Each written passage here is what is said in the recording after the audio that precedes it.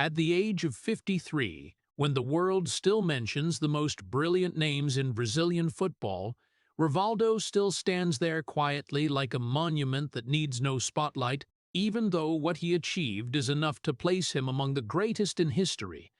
He is the owner of the Ballon d'Or in 1999, the most prestigious individual award any player could dream of, FIFA World Player of the Year the same year, and the creative soul who helped FC Barcelona dominate La Liga in the late 1990s with 2 consecutive titles, where he not only scored, but created artistic moments that left entire stadiums in silence.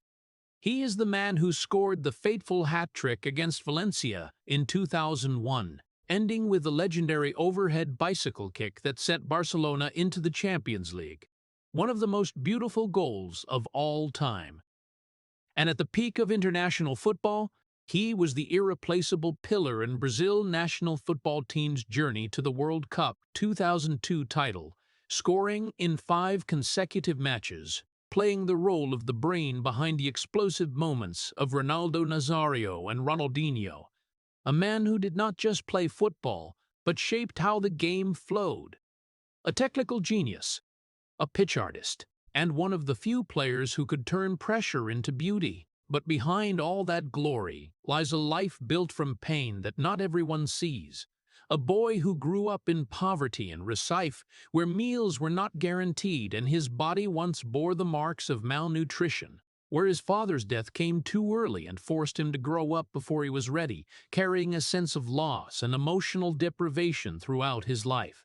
Rivaldo did not enter football as a romantic dream.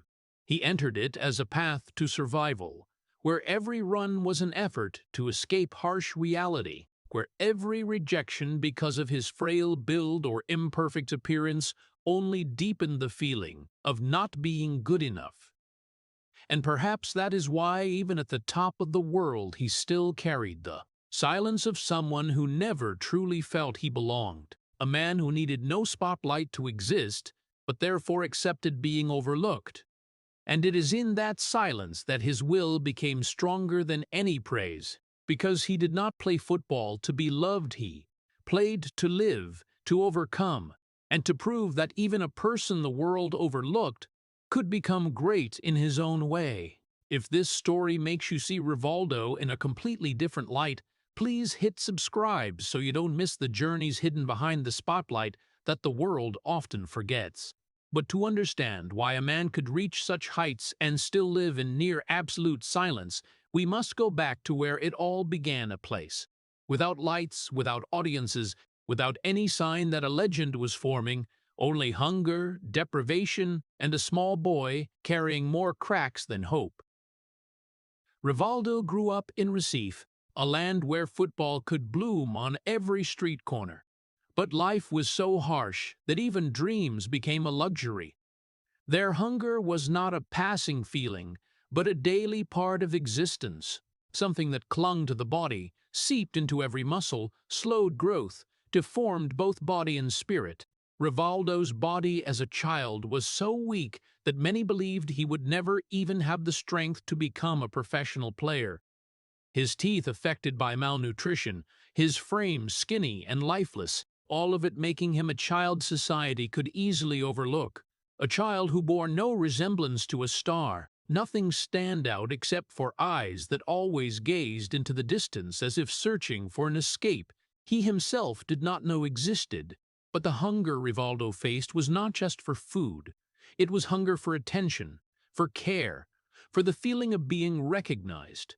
Because in an environment where everyone was struggling to survive, affection sometimes became more luxurious than a full meal. And then when his father died, that shock did not just take away a family pillar, it took away the last piece of protection a child needs, leaving behind an emptiness no one could fill. From that moment, Rivaldo was no longer a child but a person, forced to grow up too soon, forced to learn silence in the face of pain, forced to accept that no one would come to save him. And it was from that moment that the silence that would define him later began. Not as a choice, but as a reflex, a way to survive in a world that had hurt him too many times. As he grew older, people would see a quiet, cold, hard-to-approach Rivaldo, but very few understood that behind that silence was not distance, but a history of loss. Of times he had to endure alone with no one by his side, every time he faced pressure, failure, difficult moments in his career. He did not turn to others, did not share, he just stayed silent and continued, because that was the only way he knew, the way he had learned from very early on when there was no one to lean on. And that made him a special player, someone who could endure pressure without collapsing, but at the same time a lonelier human being than anyone could imagine, because that strength came at the cost of separation, of never truly opening up, of never truly letting anyone into his inner world. And over time, that silence was no longer just a response to pain, but became part of his identity, something so tied to who he was that it could not be separated. And perhaps that is the most tragic part. Not what he lost, but what he had to change about himself to survive that loss. Because from the day his father died, Rivaldo did not just lose a loved one, he lost a part of himself. The part that could trust, that could open up, that could feel safe. And from then on, he stepped into life not as a protected child, but as a person always prepared to face everything alone. A person who learned to stay silent in the face of pain. And it is that silence born from loss, growing with him, and never truly leaving, that became the root of everything, not of his talent, not of his success, but of the silence that stretched through his entire life. And then, carrying that silence with him, as he stepped into the early years, searching for opportunity, Rivaldo did not enter football as a sought-after talent, but as a skinny boy trying to prove he deserved to exist in a world that had never waited for him. His first trials were not doors opening to dreams, but a series of doors slamming shut right in front of him, coaches looking at his lifeless body, legs not strong enough, frame unbalanced, and they did not see a future player. They saw a child who did not fit, a name not worth investing in, and those rejections did not need many words. Just a shake of the head, a passing glance, was enough to confirm he did not belong there. Time after time, Rivaldo walked in with fragile hope and left with the familiar feeling he had known long before that. He was not good enough, not strong enough, not enough to be chosen. And the most painful part was not the rejection itself, but that no one even stopped long enough to see something inside him. No one asked what he could become. They only looked at the present and passed judgment, and that judgment was always the same. Not strong enough, not good enough, not seen. Those words may not have been spoken aloud, but they echoed in his head every time he left the training ground. Every time he walked away with heavy shoulders, every time he wondered whether he should keep going. Because when the whole world keeps telling you you're not good enough, eventually you start believing it. And for a boy who had lost his father and grown up in deprivation, that belief became even more dangerous. It did not stop at football, but spread to how he saw himself, how he understood his own worth, how he existed in this world. And there were days when football was no longer a dream, but a question. A question without a clear answer. What is the point of all this effort if the result is always the same? If every path leads to rejection? If every glance passes without stopping? But what made Rivaldo different was not that he felt no pain, but how he faced it. He did not rebel, did not lash out, did not try to prove anything with words. He just kept going. Quietly, persistently, as if each rejection was simply part of the road he had to walk, as if he had accepted that the world would not hand him opportunities easily, and if he wanted to survive, he would have to create them himself, step by step, day by day, with no one cheering, no one believing, only a silent will growing stronger inside him, a will that needed no recognition because he had grown used to being unseen. And in that invisibility, something began to take shape, not loud, not dazzling, but enduring and unbreakable. Because every rejection did not weaken him, but hardened him. Every time he was overlooked did not make him disappear, but made him more determined to exist. And over time, those judgments, not strong enough, not good enough, not seen, stopped being just what the world said about him, and became something he carried, not to believe in it, but to fight against it, to turn it into fuel, so that every run, every touch, every small chance became a quiet response to everyone who had ever turned their back on him, saying they were wrong, that they had not looked long enough, that they had not understood that behind a frail body was an unbreakable will. And perhaps it was those years of rejection that truly shaped Rivaldo, not the titles that came later, not the beautiful goals, but the ability to keep walking even when there was no reason to believe the road ahead would be different. Because, for him, football was never an easy path. It was the only path, and when there is no other choice, a person either collapses or becomes strong in a way no one can see at first. And Rivaldo chose the second, quietly, persistently, and step by step he passed through all the doors that had once closed, not because they opened for him, but because he never stopped knocking, even when no one answered. And then, after all the rejections, after the days of walking out of training fields feeling he did not exist in anyone's eyes, one final door finally opened, not like a miracle, but like a fragile chance Rivaldo had to seize when he began his journey at Palmeiras. That should have been a moment of explosion, of joy, of the feeling that all the effort had finally paid off. But for Rivaldo, it did not come as a dream come true. It felt like an escape, a way out of the life he had endured too long, because he did not step into Palmeiras thinking, "I have succeeded," but thinking, "I cannot go back to where I came from." And that very difference changed everything. While others celebrated their opportunity, Rivaldo carried the fear of losing it all, the fear that if he was not good enough, if he slowed even one step, he would be pushed back to the place he had fought to escape, where poverty was not just circumstance but destiny.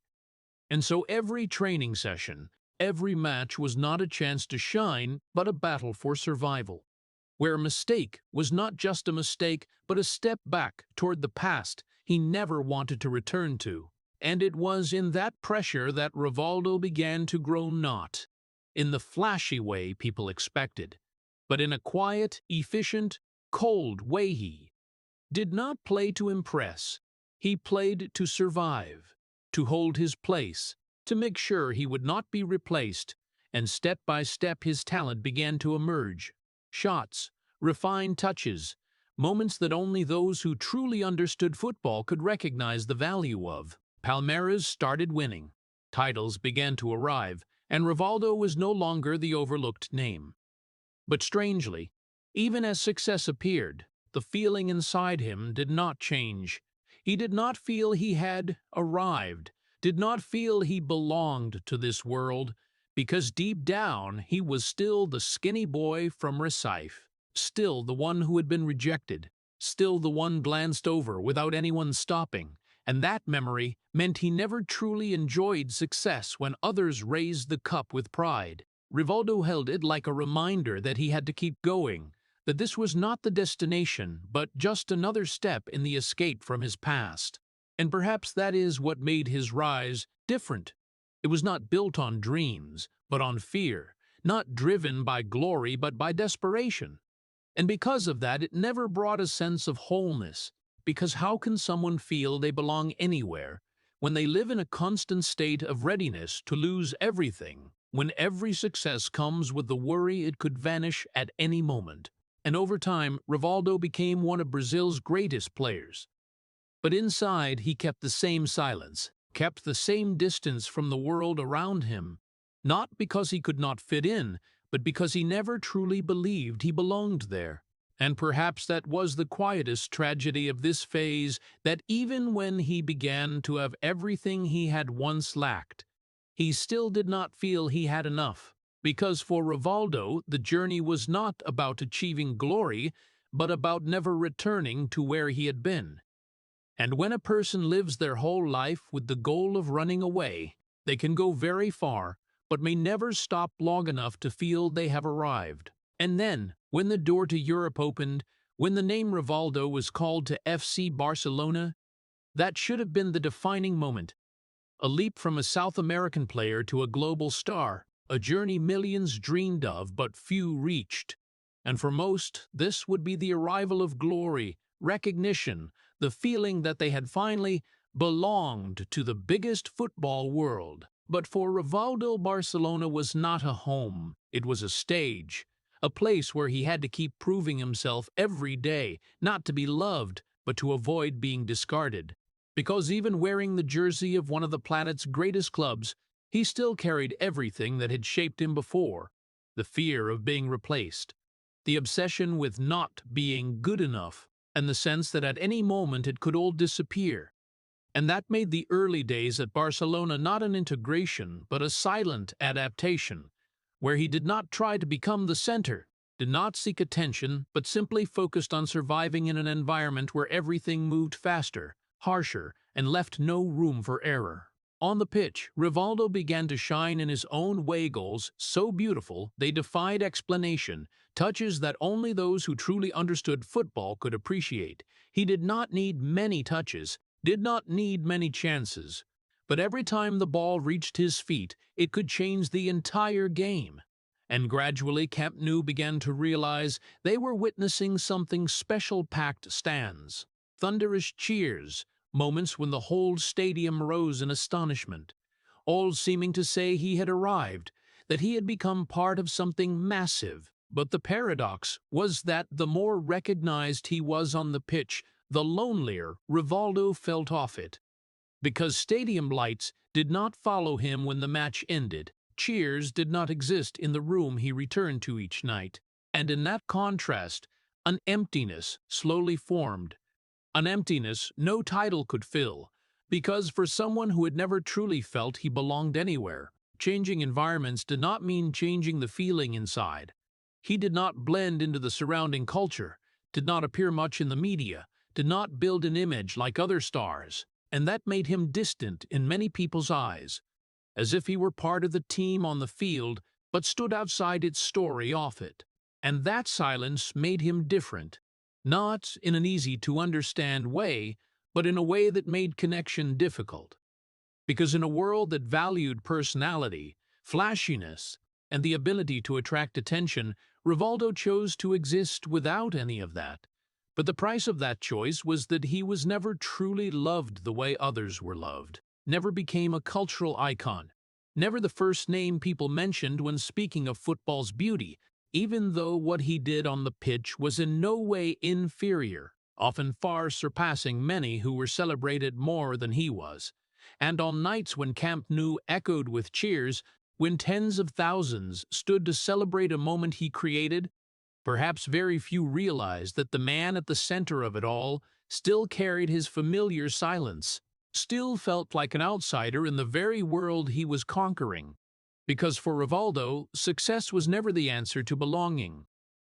And the further he went, the more he realized there are voids that cannot be filled by titles, cannot be erased by applause, cannot be changed simply by becoming the best. Because sometimes what a person needs is not recognition from millions of strangers, but the feeling that they truly belong somewhere.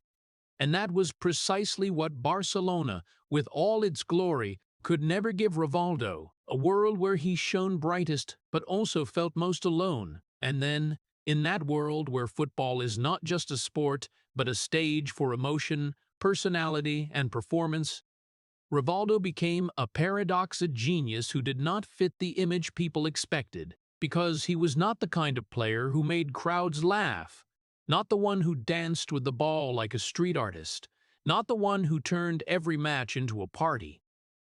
He was not a showman, not an entertainer, and that very fact made him hard to understand in the public eye, because when people think of Brazilian football, they think of joy, freedom, smiles that never fade, and that image was perfectly embodied by Ronaldinho, whose every touch brought a sense of lightness, as if football was not pressure but pure joy.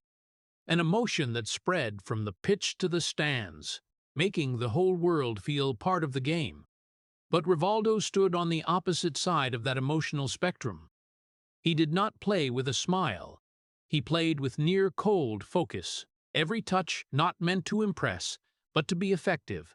Every shot not to beautify, but to finish the match. And in the way he moved, the way he observed, the way he waited for the moment, there was something heavier, deeper, as if every action carried a purpose greater than entertainment. And that difference meant he never truly fit the image the world wanted to see. Because football, in many people's eyes, is not just about winning, but about emotion, joy, connection. And when a player does not show those things in the familiar way, they are easily pushed to the margins of affection, even if their talent cannot be denied. And that is the tragedy of Rivaldo. He reached the peak of football in his own way, but that way was not something the world easily accepted because he did not play to please the audience, did not seek the gaze, did not try to become the center of attention. He simply played the only way he knew, a way shaped by years of deprivation, by days of fighting to survive, by a childhood where football was not a game but a chance to live. And so while Ronaldinho represented the joy of football, Rivaldo represented its pain of pain, not loud, not dramatic, but present in every touch, every decision, every moment he chose efficiency over display.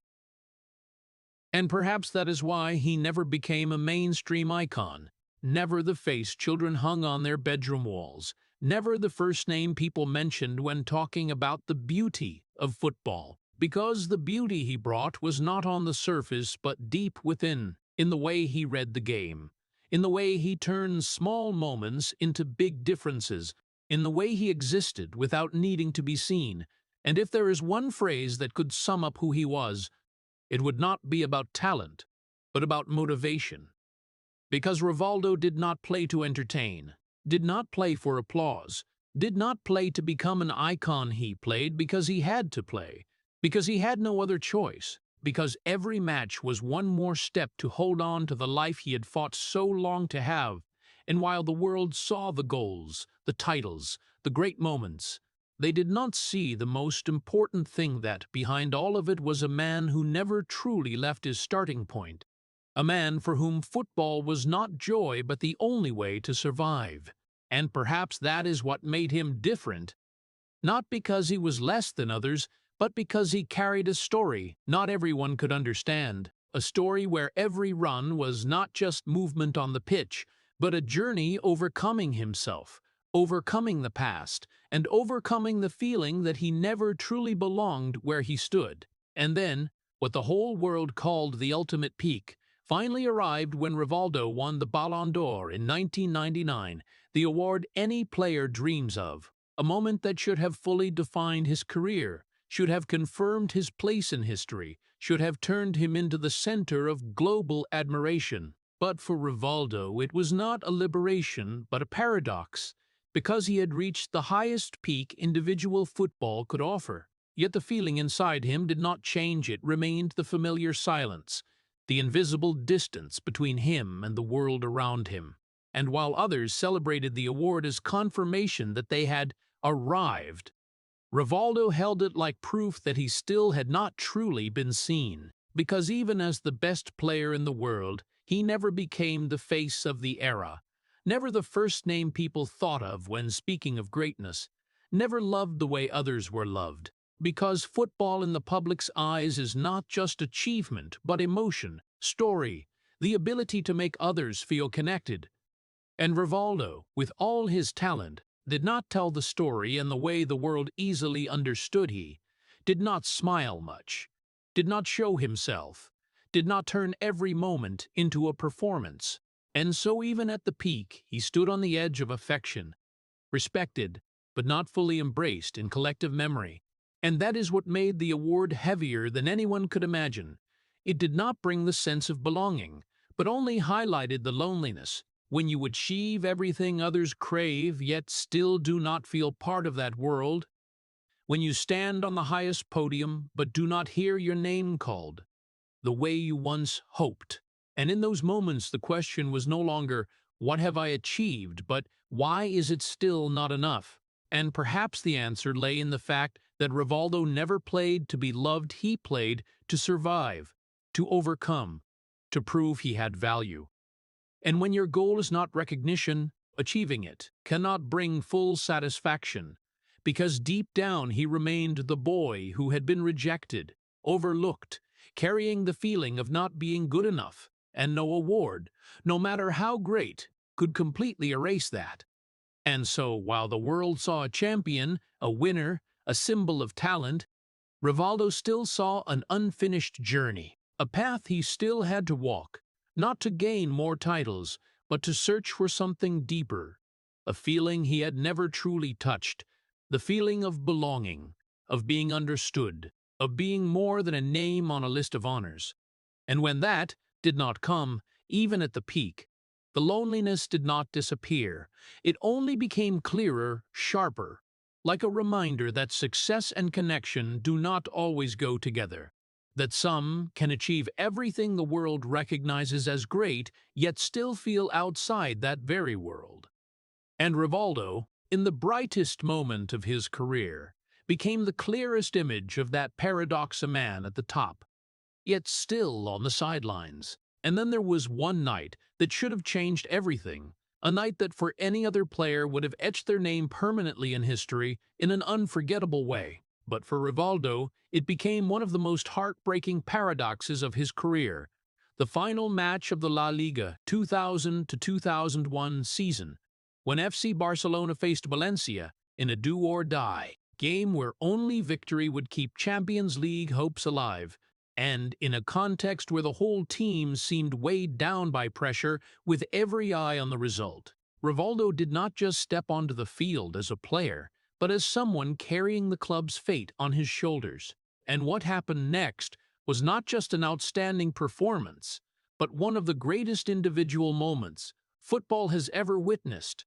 He scored again, each shot carrying cold precision, the decisiveness of someone with no room for error. And as the match reached its final seconds, when the score was still not enough to secure what Barcelona needed, when pressure froze the air, Rivaldo did what no one dared imagine: an overhead bicycle kick from outside the box. A move that demanded not only absolute technique, but courage beyond logic. And the ball flew into the net like an affirmation that sometimes one man can change everything in a single moment. Camp Nou erupted. The crowd rose. Cheers thundered as if breaking every sound barrier. And in that moment, everything seemed perfect: a hat-trick, a goal for the ages, a win that saved a season, a story that should have been retold for generations. A night when one man did what the whole team could not. A night when he did not just play, but redefined what it means to decide fate. But then, as so often in his life, that moment did not become what it should have. It did not turn Rivaldo into a mainstream icon, did not place him at the center of long-lasting conversations, did not make him the first name people mentioned when speaking of football's legendary nights. Because the world remembers moments but chooses how to remember them.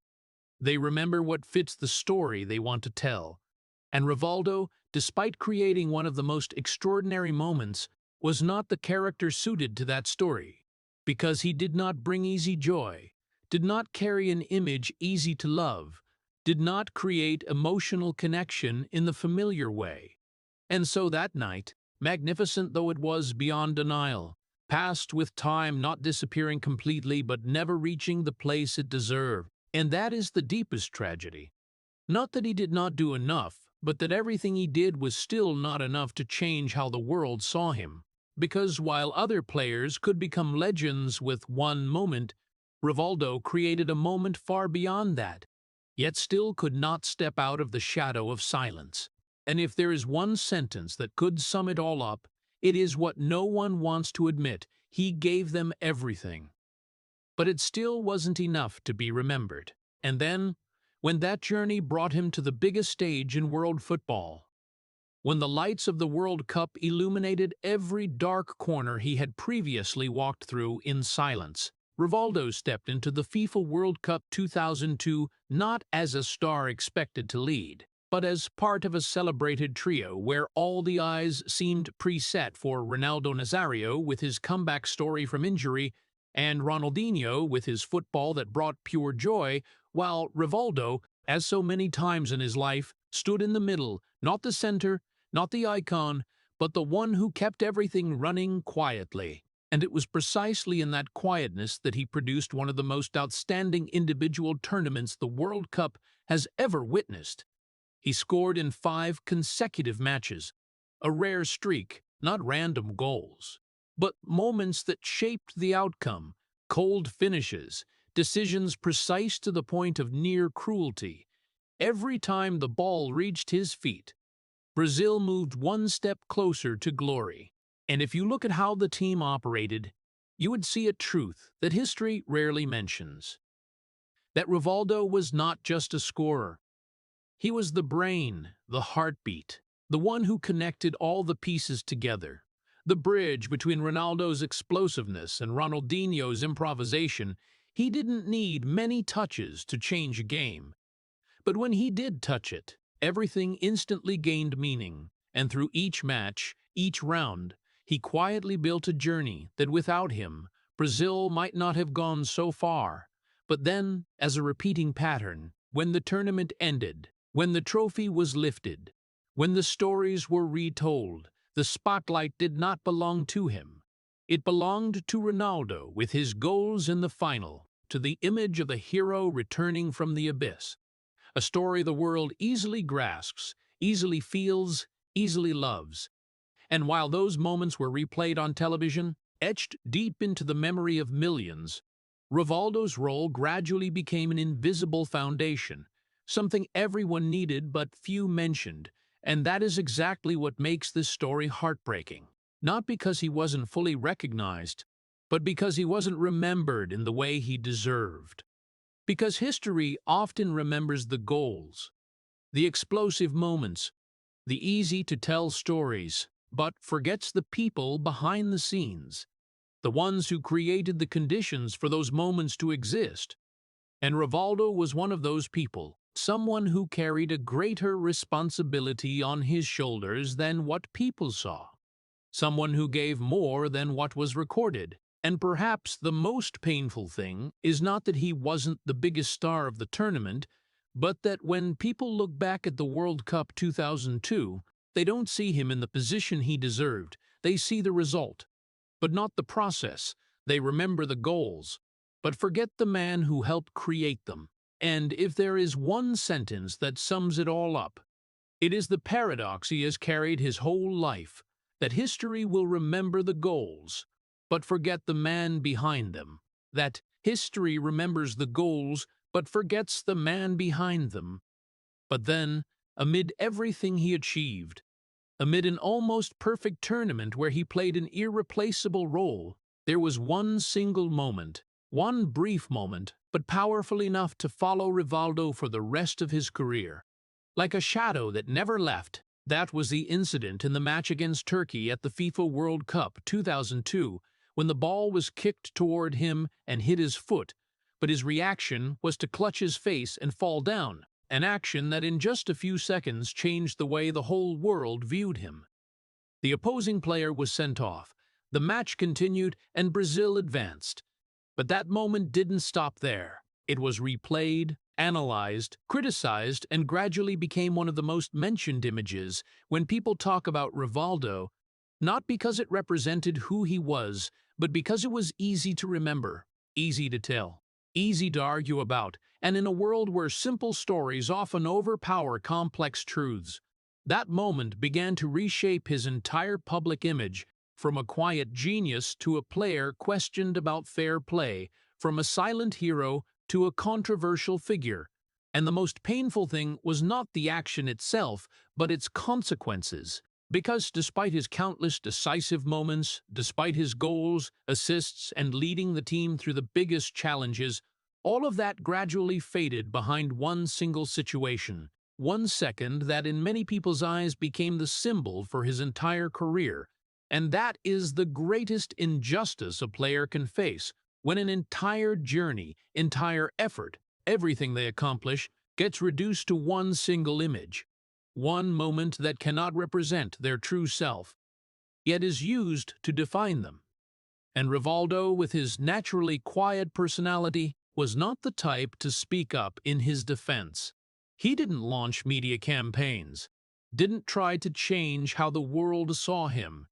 He just kept playing, kept contributing, kept living the way he always did. And that very silence, though showing his steadfastness, inadvertently gave that story more space to exist, to spread, to become what many people remember first, and over time, as memories of the World Cup 2002 gradually simplified in fans' minds, as complex details were omitted to make way for easier-to-tell stories, that moment remained, like an indelible mark, while his other contributions faded away, and perhaps that is the deepest tragedy.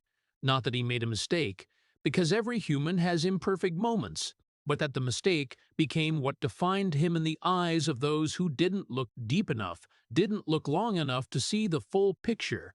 And while other players might be remembered for what they did best, Rivaldo had to carry a memory he couldn't control, an image he couldn't change.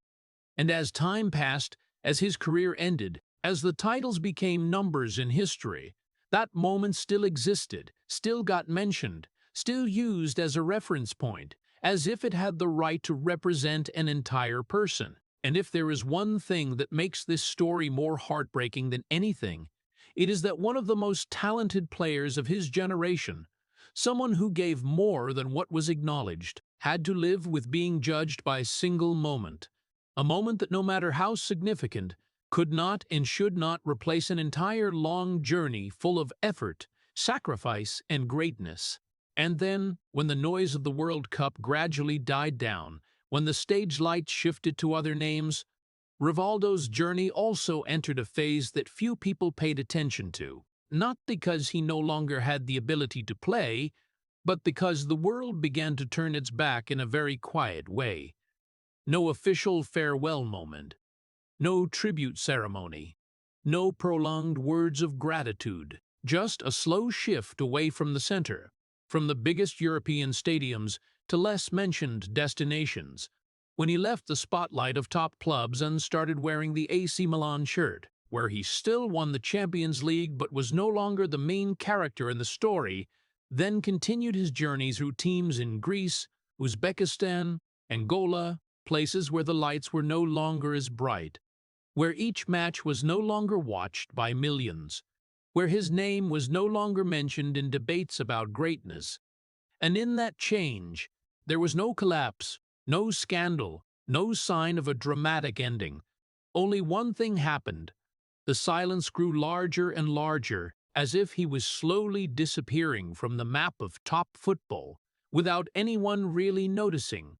Because unlike other stars who left amid applause, amid emotional goodbyes, Rivaldo had no such moment. He didn't stop to say farewell, didn't stand in the middle of the pitch to receive tribute. He just kept moving, kept playing in places few people saw, as if he never cared about being witnessed, and that very thing made his departure almost invisible. When people didn't remember the day he left Europe, didn't remember his last match at the top level, didn't remember the moment he said goodbye to the biggest stage, because no such moment was created. And over time, his presence in fans' minds also gradually faded, not because he didn't deserve it, but because there was no clear ending point for people to hold on to, no concluding story to retell, and in the world of sports, where memory is often shaped by big moments, the absence of such a moment meant gradually being forgotten. And that is exactly what happened. Not loudly, not suddenly, but slowly, bit by bit, like a light slowly going out without anyone realizing when it completely disappeared. And perhaps the most accurate description of this phase is not that he retired, but that he disappeared, not in the sense that he no longer existed, but in the sense that he no longer appeared in the story the world was telling, when new generations emerged, when new names took the headlines, when old memories were gradually replaced. Rivaldo was no longer there as part of the present. He became part of a past not everyone turned back to look at. And that didn't happen because he lacked ability, but because he never sought the spotlight to keep himself there. He didn't build an image, didn't create off-field stories to maintain attention. He just played football. And when football no longer placed him at the center, he didn't try to return. And that very choice, though reflecting his true self, made his departure almost unrecorded, as if an important chapter of football had closed without anyone really reading it all the way through. And in that silence, a truth gradually emerged. Not that he ended his career the way people usually see, but that he left the stage in the way only people like him do, quietly, without lights, without goodbye, without confirmation, as if he had never been there to begin with. And that is why, when people look back, they don't remember an ending moment. They just realize he was no longer there, and sometimes that is the greatest tragedy, not the ending itself, but the ending that no one really noticed. That he didn't retire, he disappeared. And when looking back at that entire journey, from the days of hardship and Recife to the peaks he reached and then quietly left behind, one question becomes clearer than ever. Not why the world forgot Rivaldo, but whether he ever truly needed the world to remember him. Because if there is one thing that runs through his entire life, it is silence. Not the silence of weakness, but the silence of a man who never sought attention, never tried to become the center of any story beyond what happened on the pitch. From those early years when he had no one to listen, no one to acknowledge him, he learned to exist without external validation, and that habit didn't disappear when he became famous. It just changed form. While others used the spotlight to build their image, to tell their story, to become more than just a player, Rivaldo chose to keep his distance, not appearing too much, not sharing too much, not turning his personal life into part of his career. And that made him a paradox in the modern football world, where off-field presence can sometimes matter as much as what happens on the field. He wasn't a storyteller. He didn't build his legend through the media. He let what he did speak for itself, and perhaps that is exactly why he never became a mainstream icon the way so many others did. But if you look deeper, you can see that it wasn't a failure, but a choice, a way of living that suited who he was. An introverted, quiet man, not used to opening up, not seeking approval from the crowd. And in his world, value wasn't measured by how often he was mentioned, but by what he knew he had gone through, overcome, and become. Because when you grow up in an environment where no one sees you, you learn not to depend on others' gaze to define your worth. And Rivaldo carried that lesson his whole life, even when he had every reason to demand more, to demand recognition, to remind the world of what he had done. He still chose silence, not because he didn't deserve it, but because he didn't need it to feel whole. And right here, a profound twist begins to emerge. Perhaps he wasn't forgotten in the way we think. Perhaps he simply never tried to be remembered, because in a world where everyone wants to be seen, wants recognition, wants to leave a mark, Rivaldo went the opposite way. He didn't chase the lights, didn't try to stay in the public's mind. He let everything happen in the most natural way. And as time passed, as the world moved on to new stories, he didn't come back to reclaim his place. He accepted not being at the center anymore, not as a loss, but as an inevitable part of the journey. And perhaps that is what makes his story so different. Not a simple tragedy, but a misunderstood choice. Because we often think not being remembered is sad, but for Rivaldo, maybe it was never important. Because he never played football to become a legend in others' eyes. He played because it was the only path he had. Because it was how he survived. Because it was how he proved to himself that he could overcome everything that ever tried to pull him down. And when your goal isn't recognition, whether or not you're remembered, stops being a measure of success, it becomes just a side detail. And in the bigger picture, what matters more is how you lived, how you fought, what you kept for yourself, and Rivaldo, in all his silence, kept something not everyone can keep, himself, unchanged by the lights, not swept up in the world's expectations, not defined by what others think, and that is what makes him one of the rare figures in football. Someone whose value doesn't lie in how many people remember him, but in never needing that to know who he was. And if there is one sentence that sums it all up, perhaps it isn't a lament, but an realization, an understanding after everything, that maybe he wasn't forgotten like we think. Maybe he simply never needed to be remembered. That maybe he wasn't forgotten, maybe he simply never needed to be remembered. And when it's all over, when the noisy stories of football continue to be written by new names, when the stage lights always seek the next faces to honor, Rivaldo's journey stands out in a very different way, not as a prolonged, dazzling peak, but as a quiet but profound flow, a journey that doesn't need to shout to be heard, doesn't need to be repeated to hold value. And perhaps that is exactly what makes him special in a world where attention is often seen as the measure of greatness. Because if you look at how football remembers its legends, you'll see a very clear divide. There are names tied to images, to emotions, to moments easy to retell. Those loud legends, whose presence extends beyond the pitch, seeping into culture, into collective memory, becoming symbols not just of football, but of an entire era. But alongside that, there is another group, people who don't seek the lights, don't build images, don't try to claim space in the public's mind. Those silent legends, whose value isn't in how much they're talked about, but in what they achieved when no one was really watching. And Rivaldo belongs to that group, not because he couldn't become a loud icon, but because he never took that path.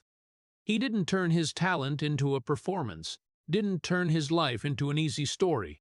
He just played, contributed, and moved on, leaving behind moments that only those who truly understand can fully feel. And that's why his legacy isn't something measured by media appearances, isn't the titles replayed in every debate, but a feeling, a slow but deep realization that some people did more than they were credited for, that some journeys don't need to be shouted about to still be great. And when you place him next to those more beloved, more mentioned names, it doesn't make him smaller, it only highlights the difference in how he existed. Because while some chase the lights to affirm themselves, he proved that lights aren't necessary to become great, that you can stand at the center of the biggest moments without needing to become the center of attention, that you can leave a profound mark without shouting to be heard. And perhaps that is the final lesson Rivaldo's story leaves. Not how to be remembered, but how to live a meaningful life, even when the world doesn't see you the way you deserve. Because in the end, greatness isn't always about volume, but about depth. Not about how many people call your name, but about who you became on your journey. And if there is one thing that sums it all up, it isn't an ending, but an understanding that some legends demand attention to exist in memory, but others earn respect in silence, that some legends demand attention, others earn respect in silence. The story of Rivaldo doesn't just leave a sense of regret, it also evokes a very deep sorrow when looking at how a person can give almost everything yet not be remembered in the way he deserves, from a malnourished childhood in Recife, losing his father too early and growing up feeling not good enough, to being rejected just because of his frail build, then rising to the top with the Ballon d'Or 1999, the fateful hat-trick against Valencia, or his quiet but pivotal role at the World Cup 2002. All those details show he wasn't someone handed opportunities, but someone forced to seize every chance with sheer will, But what makes the story heartbreaking is that even when he had it all, he still didn't have what people crave most, true recognition. When the world remembers Ronaldo for his goals and Ronaldinho for the joy, but forgets the man behind those moments, and even lets one controversial incident with Turkey define his entire career. For American society, where success is often measured by fame and influence, this story is a powerful reminder that true value doesn't always come with attention, that there are people who work quietly, contribute deeply, but don't appear in headlines, much like laborers, veterans, or ordinary individuals carrying their families without anyone knowing. And the lesson here isn't to become prominent, but to understand that the meaning of life lies in what you've overcome, what you held on to, and who you've become, even when the world doesn't see it. Because, as Rivaldo proved, true greatness isn't in how many people remember you, but in standing firm, moving forward, and living a valuable life without needing recognition from anyone. If Rivaldo's story makes you reflect on the quiet values the world often overlooks, please hit subscribe so we can continue exploring more journeys behind the spotlight together. Thank you for listening, and see you in the next video, where we keep finding legends who don't need noise but deserve to be honored.